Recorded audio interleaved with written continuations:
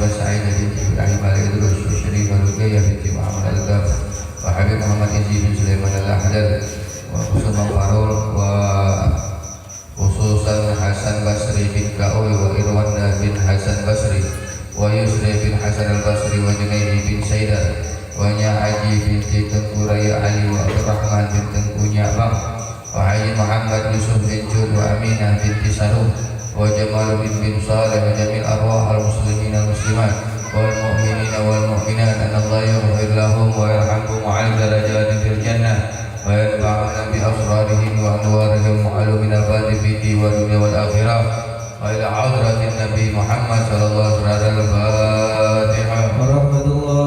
أعوذ بالله من الشيطان الرجيم بسم الله الرحمن الرحيم الحمد لله رب العالمين الرحمن الرحيم مالك يوم الدين إياك نعبد وإياك نستعين اهدنا الصراط المستقيم صراط الذين أنعمت عليهم غير المغضوب عليهم ولا الضالين آمين.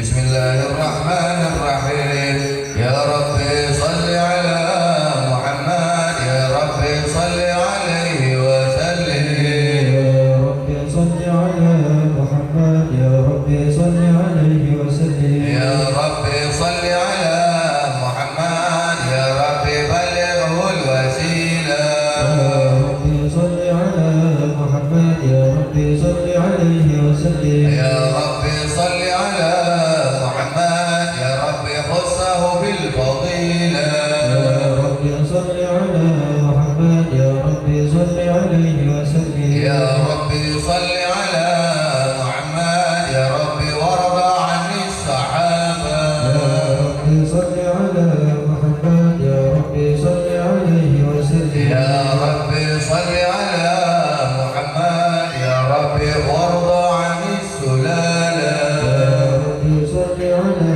محمد يا ربي صل عليه وسلم يا ربي صل على محمد يا ربي وارضى عن المشايخ يا ربي صل على محمد يا ربي صل عليه وسلم يا ربي صل على محمد يا ربي وارحم والدينا يا ربي صل على محمد يا ربي صل عليه وسلم يا ربي صل على محمد يا ربي وارحمنا جميعا يا ربي صل على محمد يا ربي صل عليه وسلم يا ربي صل على محمد يا ربي وارحم كل مسلم يا ربي صل على محمد يا ربي صل عليه وسلم صل على محمد يا ربي واغفر لكل مذنب يا ربي صل على محمد يا ربي صل عليه وسلم يا ربي صل على محمد يا ربي يا سامع دعانا يا ربي صل على محمد يا ربي صل عليه وسلم يا ربي صل على محمد يا ربي لا تقطع رجانا يا ربي صل على محمد يا ربي صل عليه وسلم يا ربي صل على محمد يا ربي بلغنا نزوره يا ربي صل على محمد يا ربي صل عليه وسلم يا ربي صل على محمد يا ربي تغشانا بنوره يا ربي صل على محمد يا ربي صل عليه وسلم يا ربي صل على محمد يا ربي حفظانك وأمانا يا ربي صل على محمد يا ربي صل عليه وسلم يا ربي صل على محمد يا ربي واشكنا جنانا يا ربي صل على محمد يا ربي صل عليه وسلم يا ربي صل على محمد يا ربي أجرنا من عذابه يا ربي صل على محمد يا ربي صل عليه وسلم يا ربي صل على محمد يا رب وارزقنا الشهادة يا رب صل على محمد يا رب صل عليه وسلم يا رب صل على محمد يا رب صل عليه وسلم يا رب صل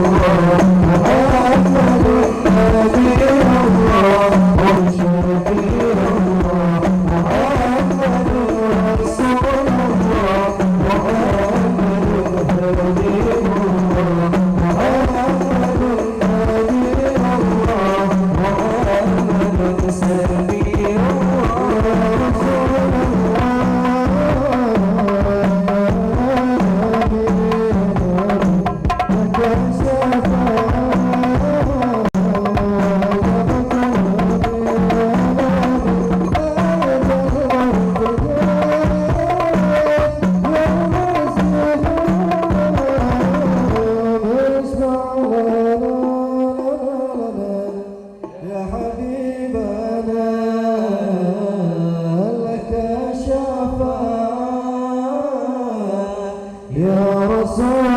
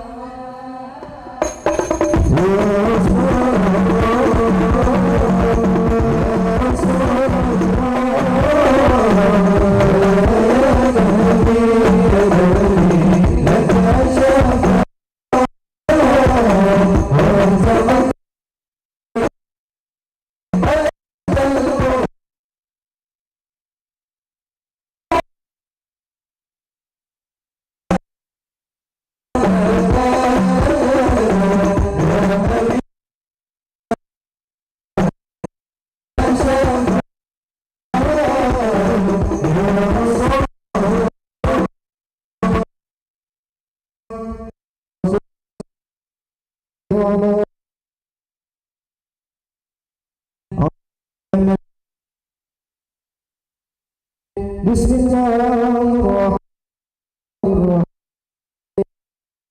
إنا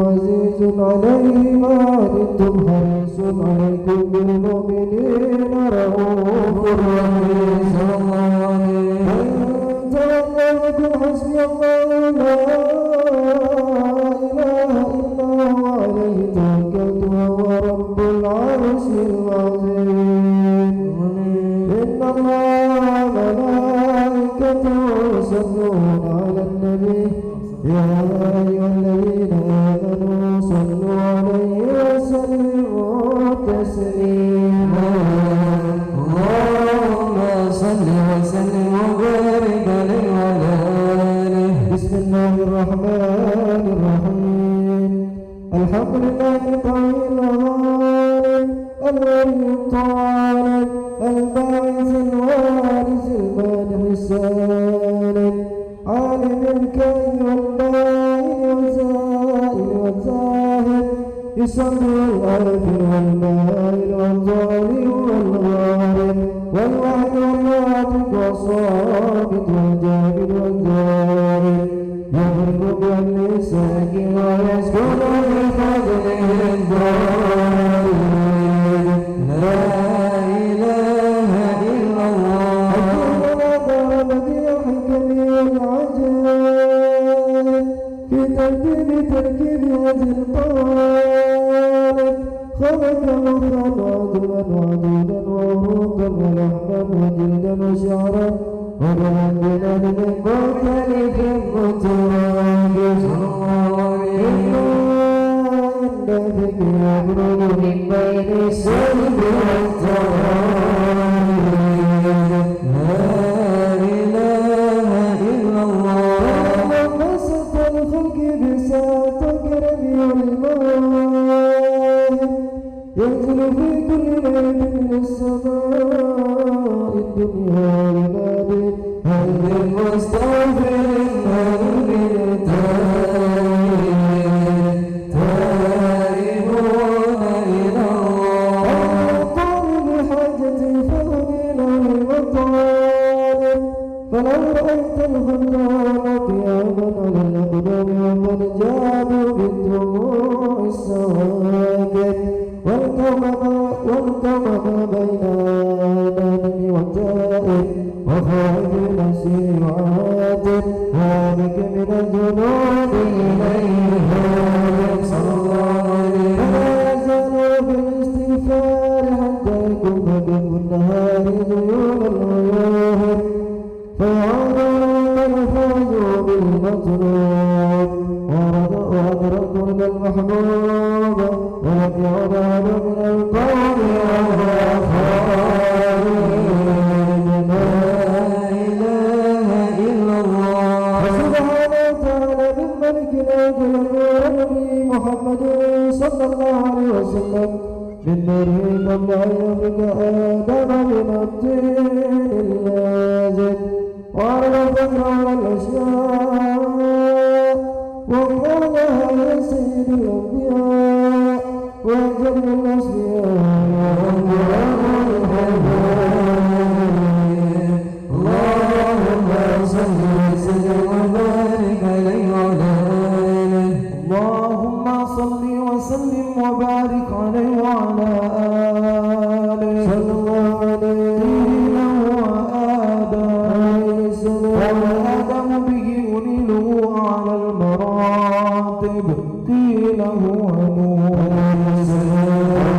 به ينجو من الغرق ويهلك من خالفه من الأهل والأقارب قيل هو إبراهيم قال إبراهيم به تقوم حجته على عباد الأصنام والكواكب قيل هو موسى وموسى أخوه ولكن هذا حبيب وموسى كريم وخالد صلى الله عليه قيل هو عيسى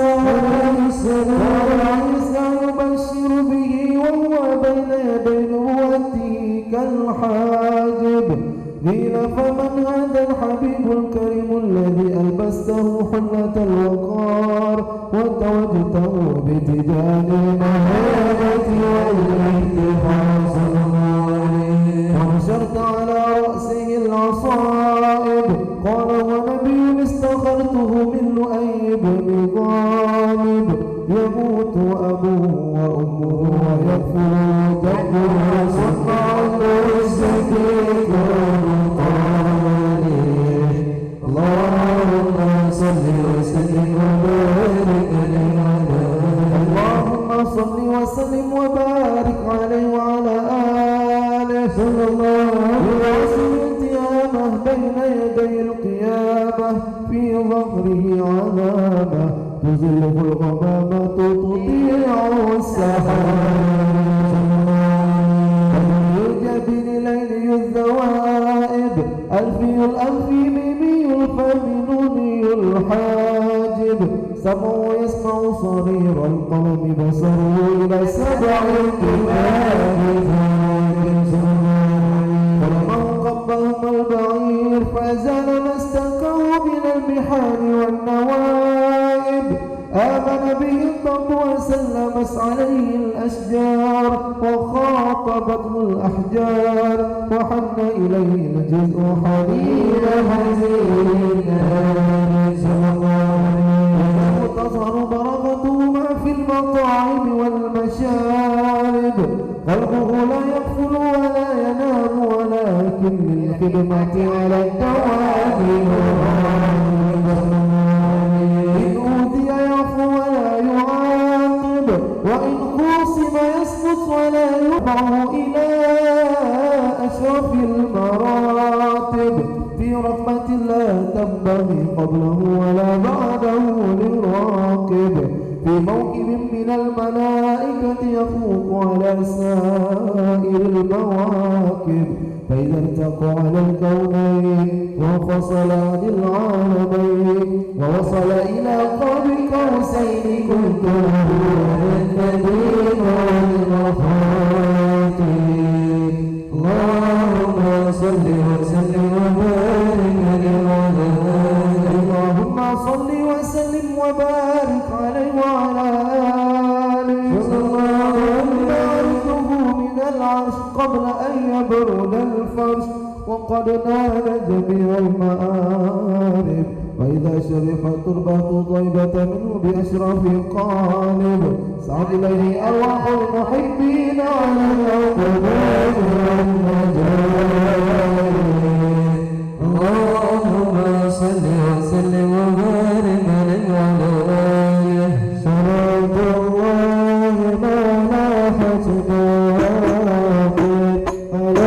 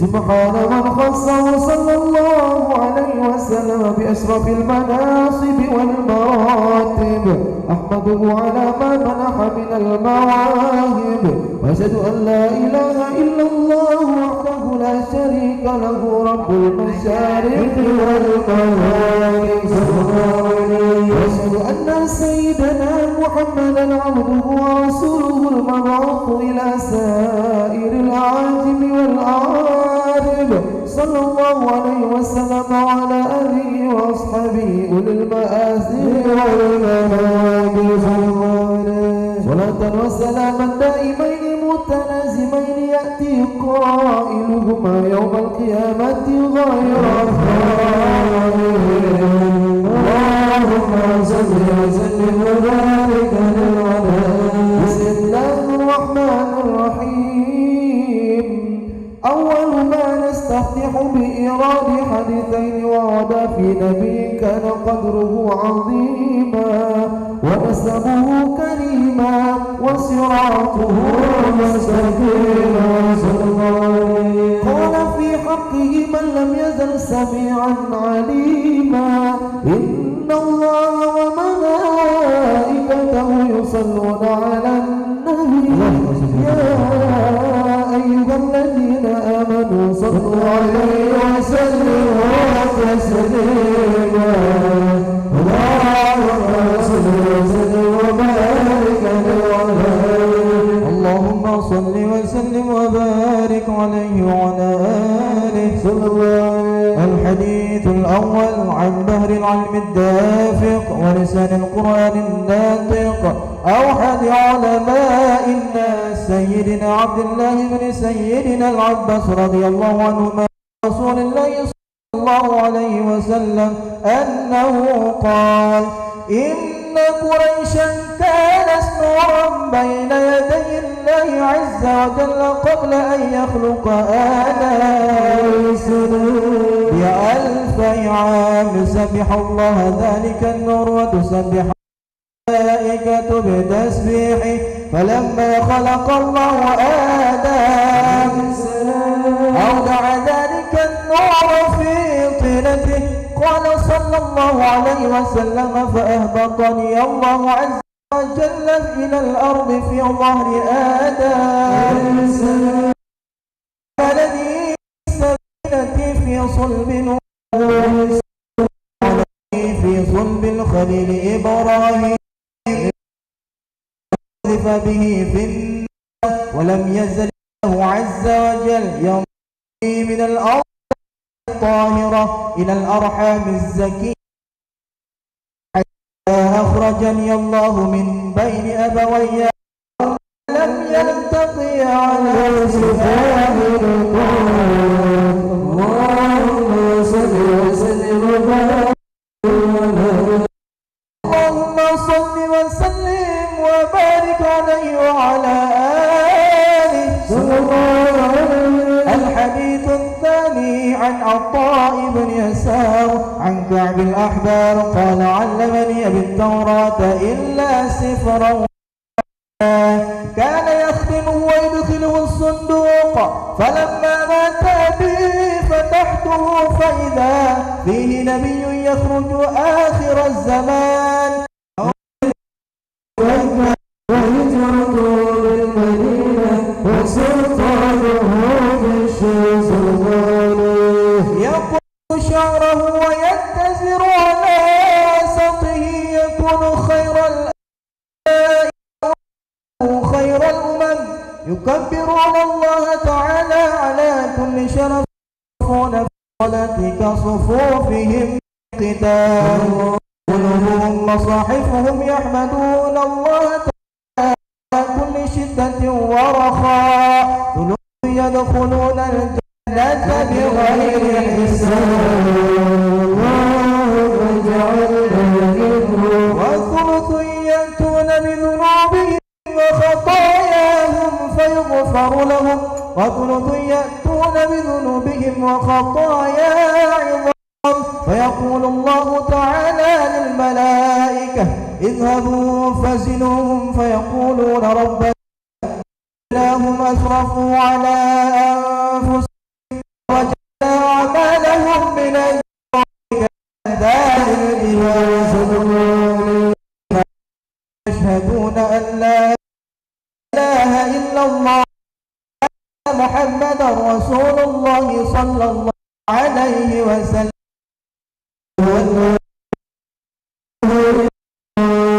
أشهد أن محمد رسول الله صلى الله عليه وسلم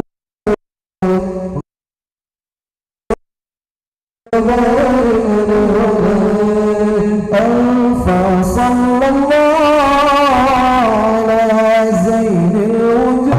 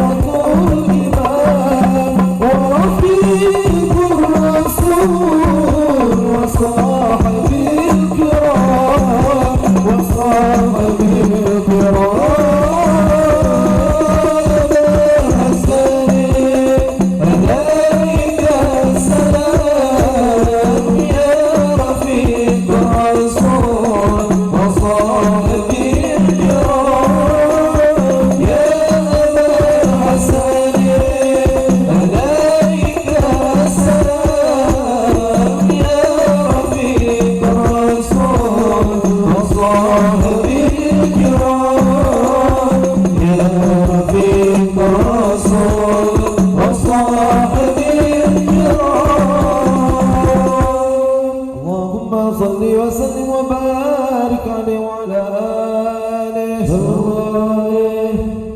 ويقول الحق عزتي وجلالي لا جعلت من أخلصني بشهادتك من كذب بي أدخلهم الجنة برحمتي يا عز جواهر الوقود وخلاصة سر الوجود هادئك قاصر الوجاه بمجل المجهود وواسبك عاجز عن حصر ما حويت من خصال الكرم والجود أنت الإشارة وأنت المقصود يا أشرف من نال المقام المحمود وجاءت رسل من قبلك لكنهم بالرفعة والعلا لك شهود اللهم صل وسلم وبارك عليه وعلى آله اللهم صل وسلم وبارك عليه وعلى آله صلى الله عليه اغفروا قلوبكم يا معشر ذي الألباب حتى أجلو لكم عرائس ثمانية الأحباب المخصوص بأشرف الألقاب الراقي إلى حضرة الملك الوهاب حتى نظر إلى جماله بلا ستر ولا حجاب ولما نور نور شمس الرسالة في سماء الجلالة خرج مرسوم الجليل لنقيب المملكة جبريل يا جبريل نادي في سائر المخلوقات من أهل الأرض والسماوات بالدهن والبشارات فإن النور المسؤول وسر المكنون الذي أوجدته قبل وجود الأشياء وإبداع الأرض والسماء أنقله في هذه الليلة إلى بطن أمه مسرورا صلى الله عليه أنه بالكون نورا وأدخل يتيما وأطهره أهل بيته تطهيرا اللهم صل وسلم وبارك عليه وعلى آله اللهم صل وسلم وبارك عليه وعلى آله صلى الله عليه فاهتز العرش دربا واستبشارا وازداد الكرسي هيبة ووقارا وامتلأت السماوات أنوارا وضجت الملائكة تهليلا وتمجيدا واستغفارا سبحان الله والحمد لله ولا إله إلا الله والله أكبر سبحان الله والحمد لله ولا إله إلا الله والله أكبر سبحان الله والحمد لله ولا إله إلا الله والله أكبر سبحان الله والحمد لله ولا إله إلا الله والله أكبر فلم تزل ومعترات فقري وفضلي إلى نهاية تمام حمله فلما اشتد بها التلك بيد رب الخلق وضعت الحبيب صلى الله عليه وسلم ساجدا شاكرا حامدا كأنه الفجر في تمامه صلى الله على محمد صلى الله عليه وسلم صلى الله على محمد صلى الله عليه وسلم صلى الله على محمد صلى الله عليه وسلم يا نبي سلام عليك يا رسول سلام عليك يا حبيب سلام عليك صلوات الله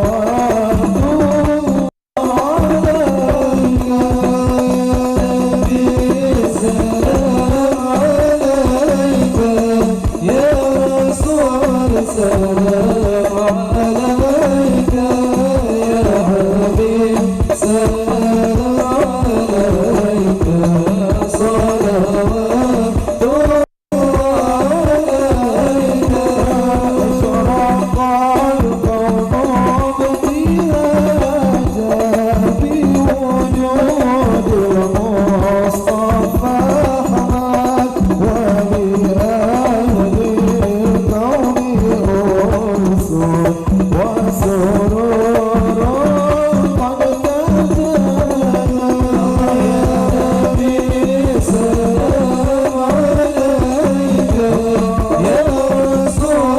السلام عليك يا حبيب سلام عليك صلوات الله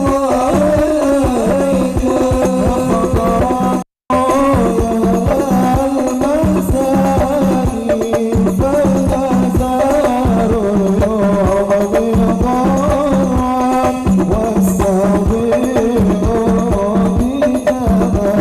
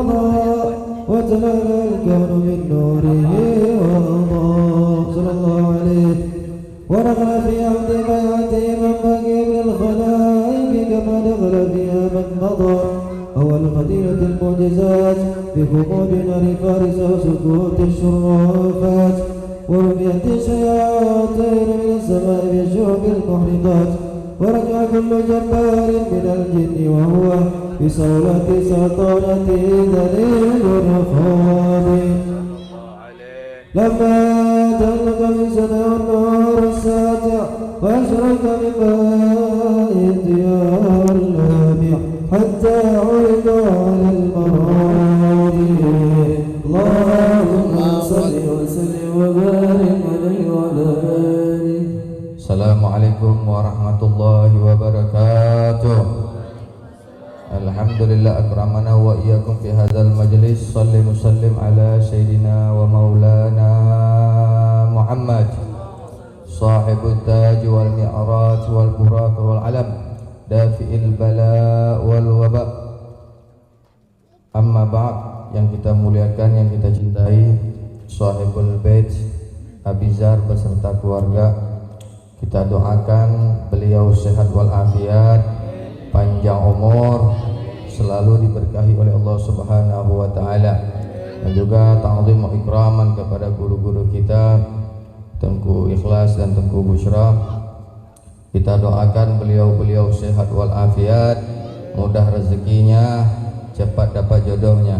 Amin ya rabbal alamin. Dan juga kepada para tamu-tamunya baginda Nabi Muhammad sallallahu alaihi wasallam yang hadir pada malam hari ini, tidak keluar daripada majlis ini, Allah angkat segala dosa-dosanya, Allah angkat segala penyakitnya, Allah angkat segala kesusahannya. Yang belum dapat jodoh, insya Allah dapat jodoh. Yang belum ada keturunan, insya Allah dapat keturunan.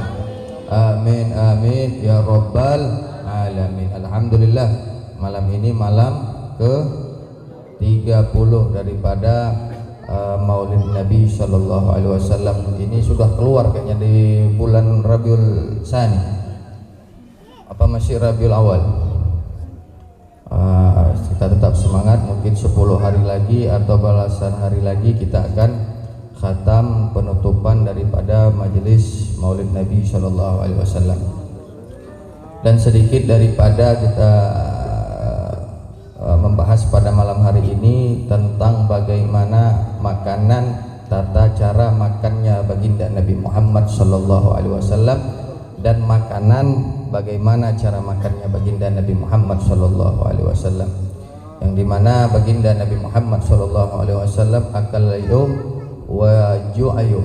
Nabi Muhammad sallallahu alaihi wasallam ini satu hari dia ada makan, satu hari lagi dia tidak makan. Dikarenakan apa?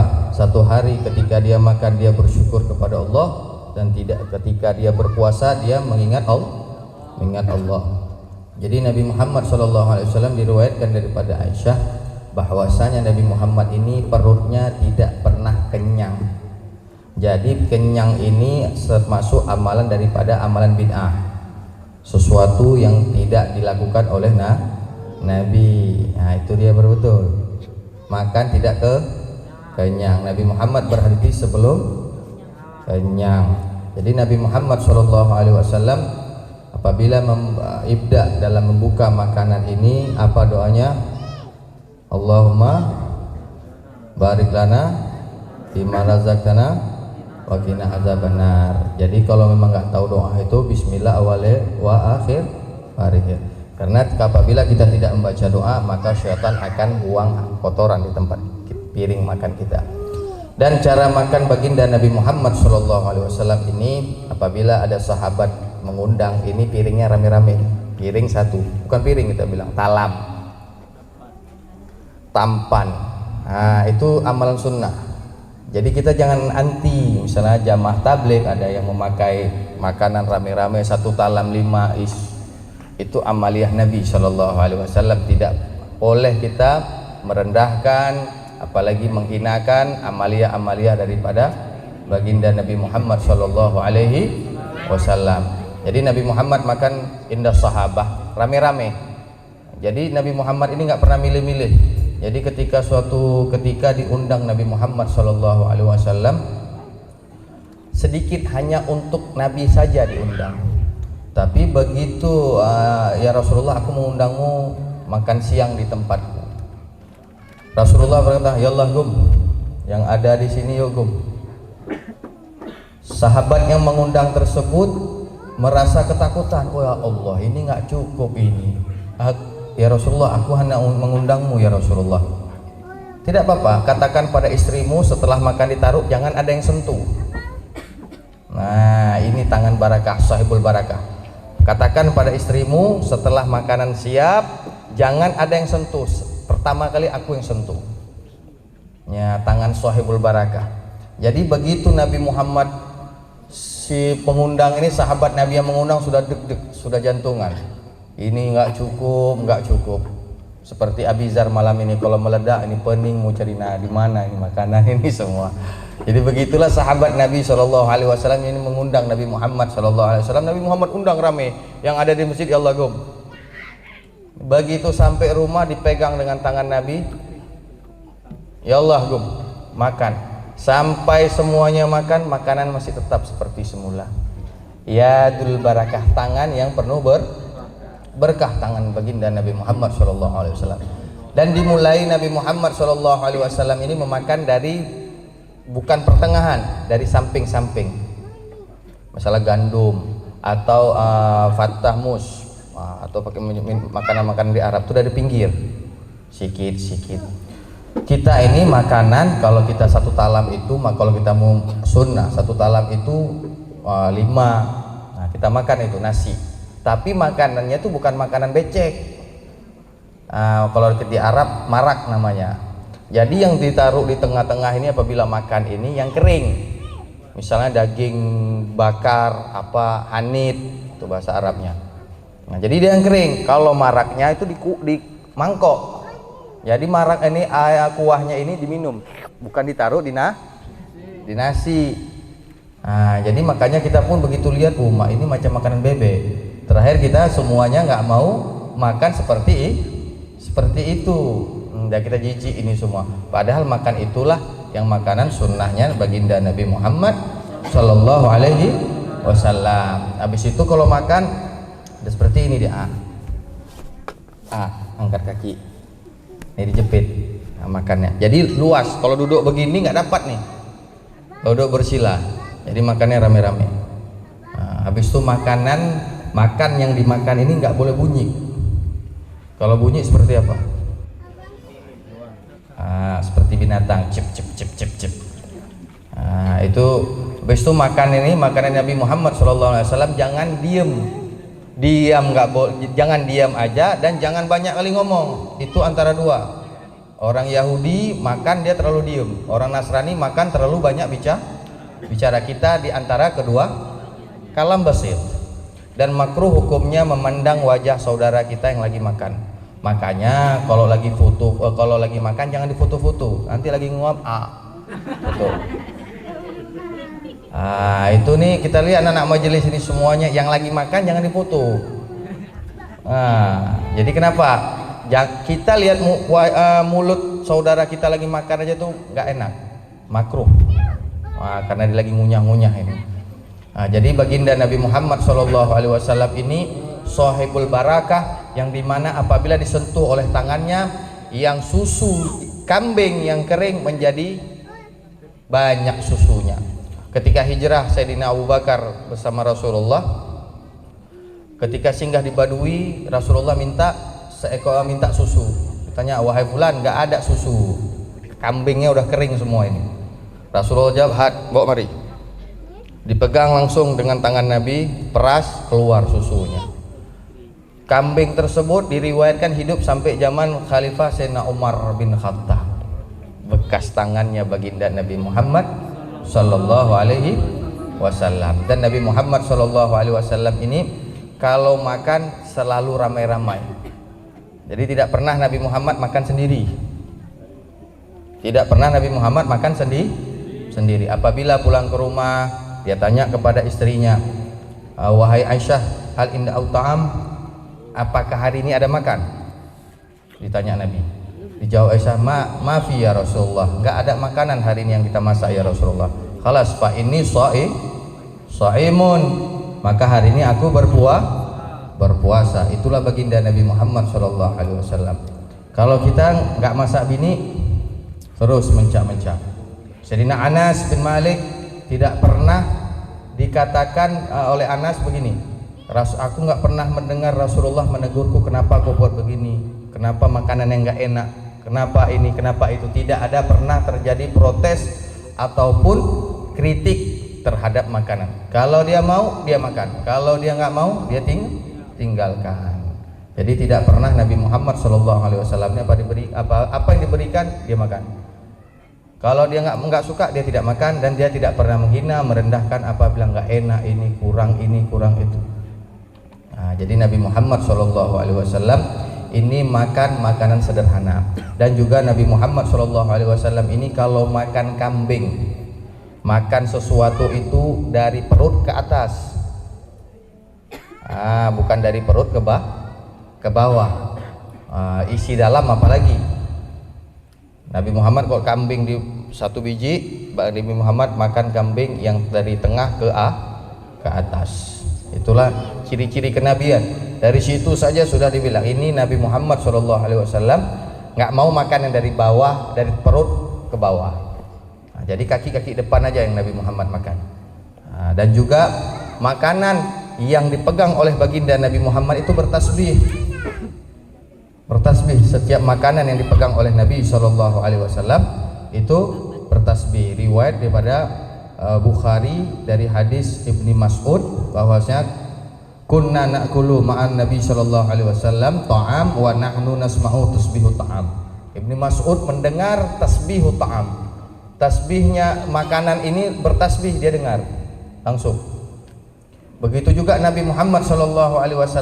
Kalau masalah tasbih ini sebelum dibi'atsah, sebelum Nabi dibaiat menjadi Nabi umur 40 waktu di Mekah, Nabi Muhammad nih setiap jalan ada batu-batu besar ini salam kepada Nabi Muhammad SAW. Kapan Nabi tahu? Waktu sudah menjadi Nabi.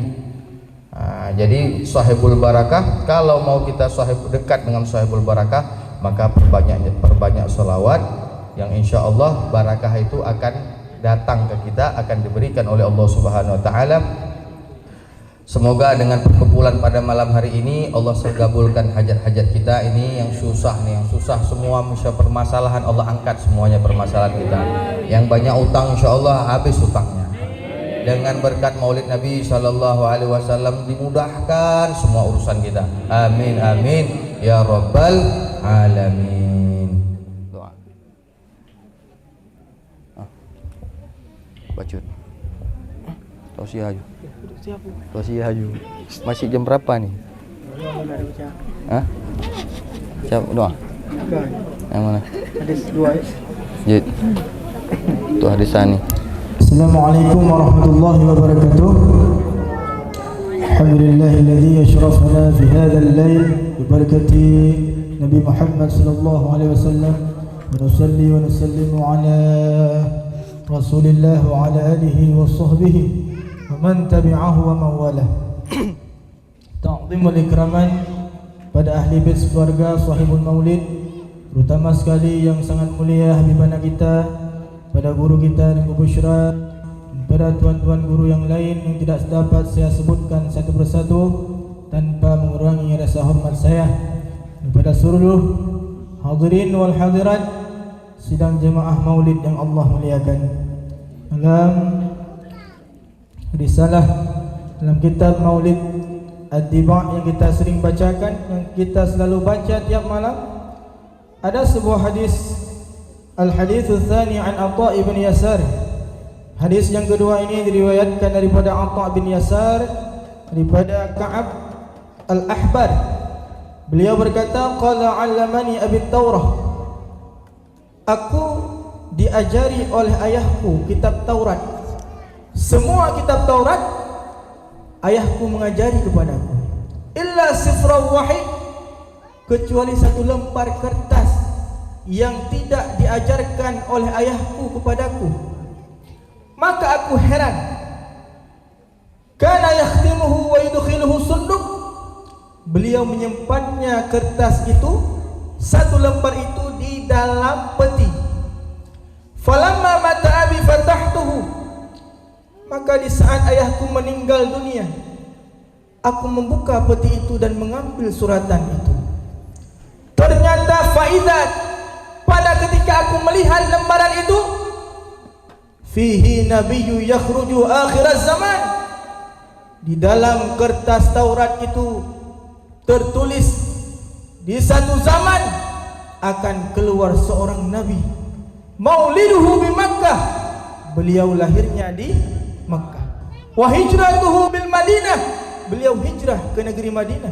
Wa sultanuhu bis Syam, kesultanan kepemimpinan beliau sampai ke negeri Syam yang beliau utuskan Mu'adz bin Jabal. Yaqussu sya'rahu wa yattaziru ala wasatih, beliau menggunting rambutnya dan mengikat ikatan kain di perutnya. Yakunu khairal anbiya, beliau ialah seorang nabi yang terlebih baik daripada seluruh nabi-nabi. Wa ummatuhu khairal umman, kita ini sebagai umatnya ialah sebaik-baik umat.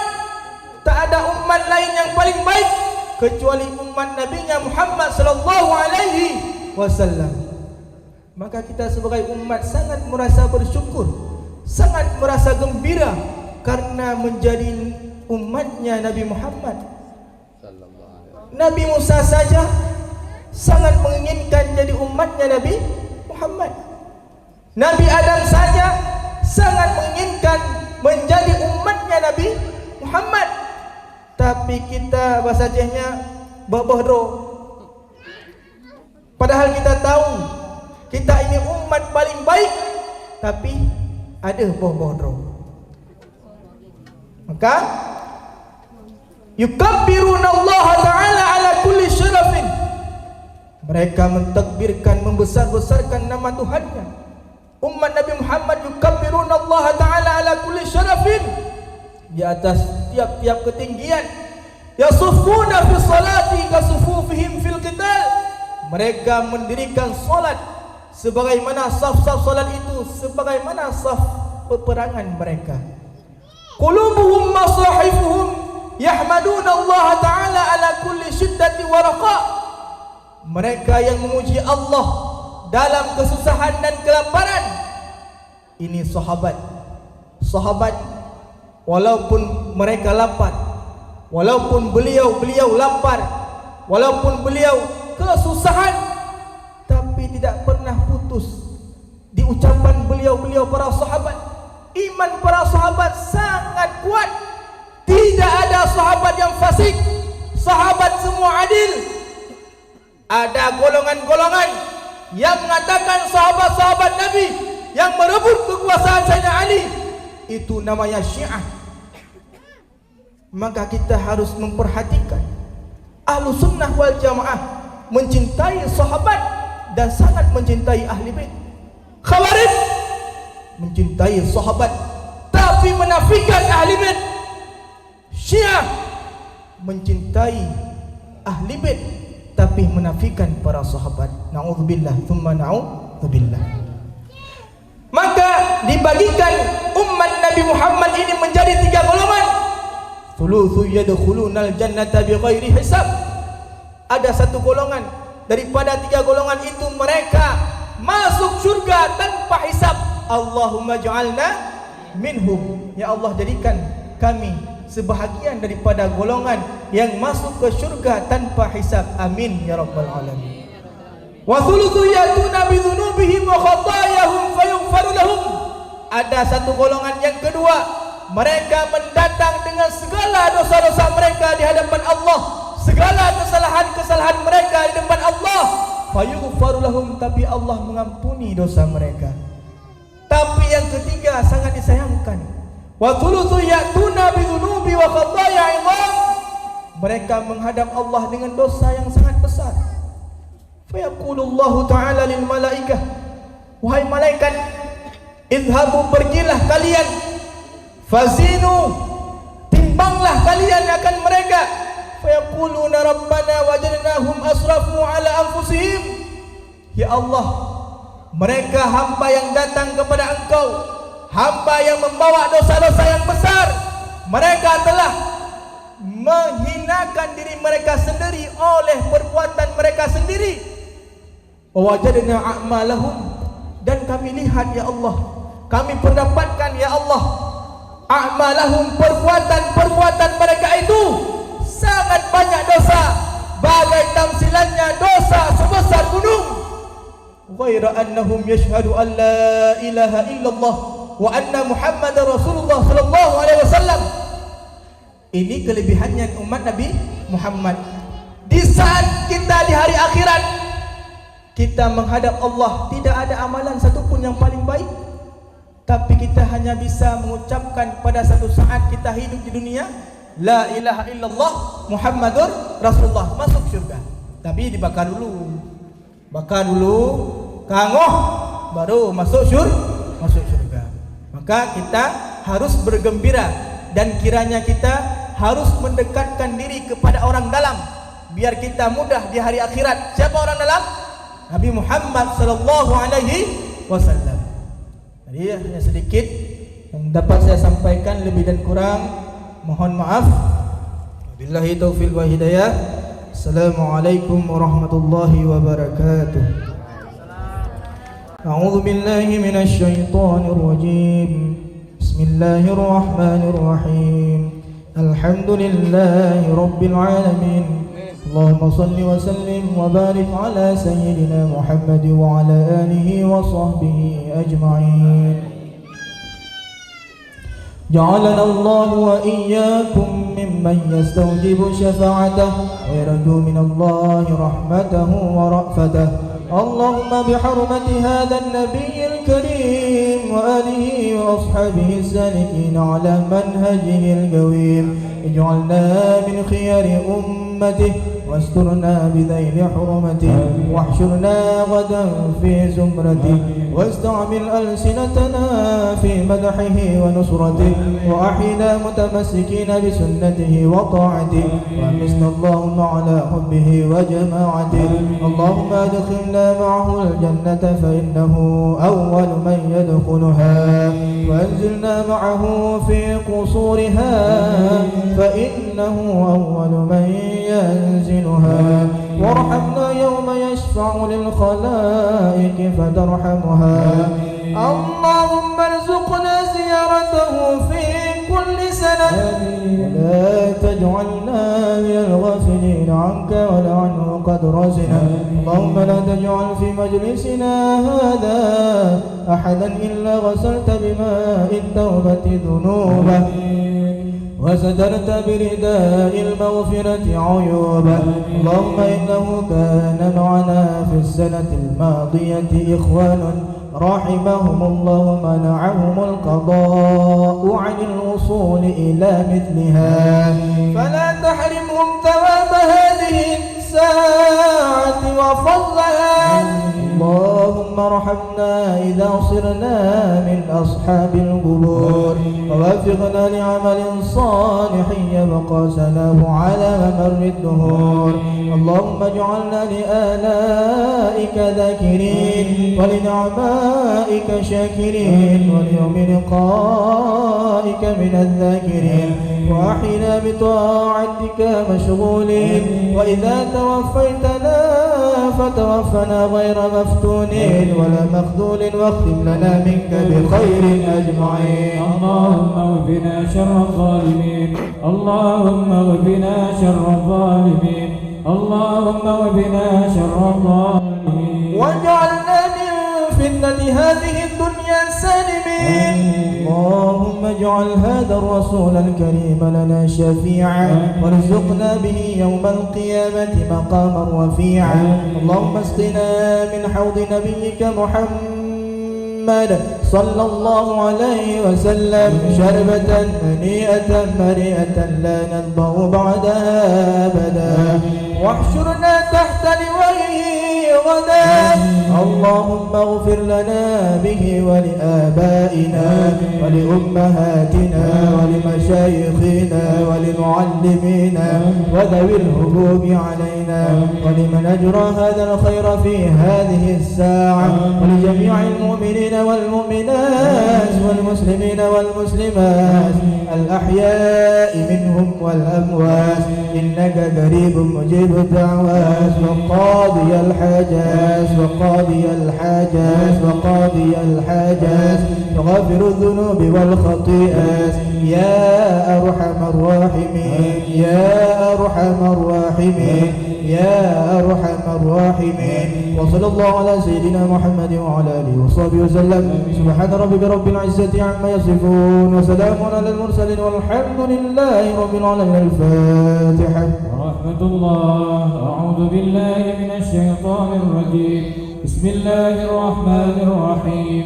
الحمد لله رب العالمين الرحمن الرحيم مالك يوم الدين. إياك نعبد وإياك نستعين.